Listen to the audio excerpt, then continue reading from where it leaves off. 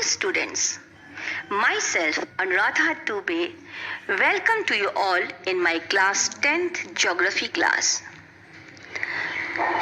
Today I am going to teach you the part 3 of the chapter, the location, extent and the physical feature. In part 1 and part 2, I explained about the location, extent and two of the physical feature, that is the northern mountain wall and the northern plains. Now in this part I will explain you one another important physical feature of India, that is the peninsular plateau. So let's start with the peninsular plateau. The plateau has an elevation of 600 to 900 meter with an area of 1.6 million square kilometer. It is the largest and the oldest of all the physiographic divisions. Its northwest limit is marked by the Aravalli range and its northern extreme has the raised Bundelkhand plateau. At its western and the eastern ends are the Western Ghat and the Eastern Ghats respectively. The plateau is largely a stable terrain through volcanic eruption have occurred in some areas of northwest Deccan. The plateau land can be divided into some categories. The first is the central plateaus.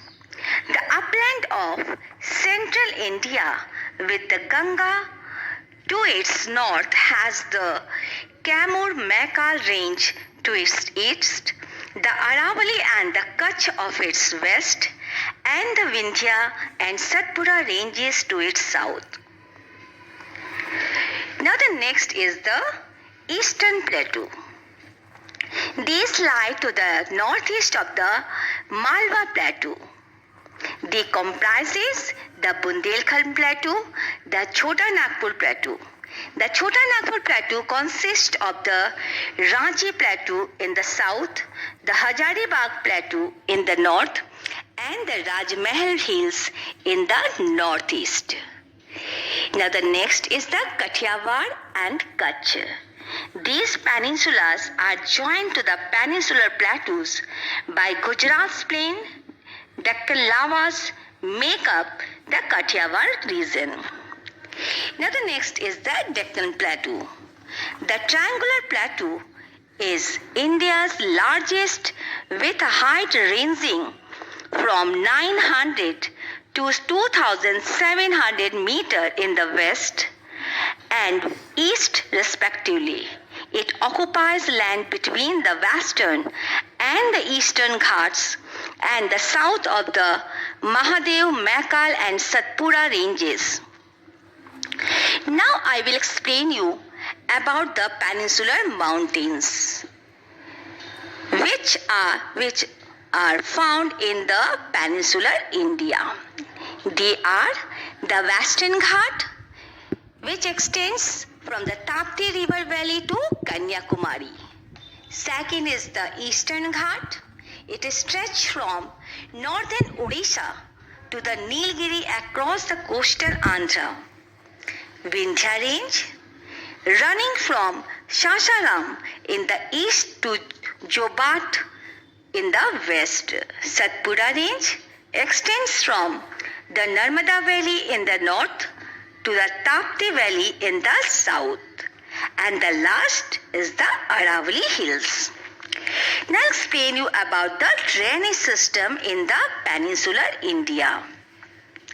There are three directions of drainage in the Indian plateau.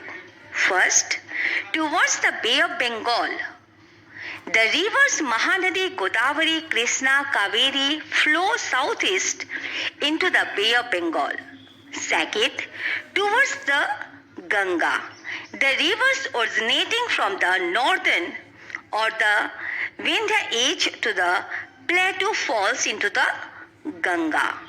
The rivers are Chambal, Betwa and Son. And the last one, that is towards the Arabian Sea. The major river systems which drain into the Arabian Sea are Sabarmati, Narmada, Tapti, and rivers of the west coast further south. So these were the drainage system of the peninsular India. Now let me explain you some significance of the peninsular plateau.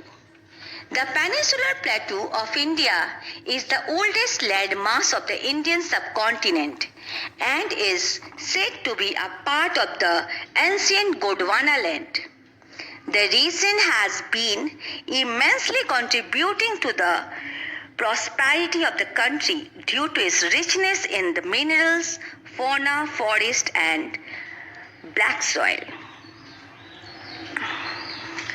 So, I completed this fourth physical feature of India. Now tomorrow I will explain you the next one. Thank you. God bless you all.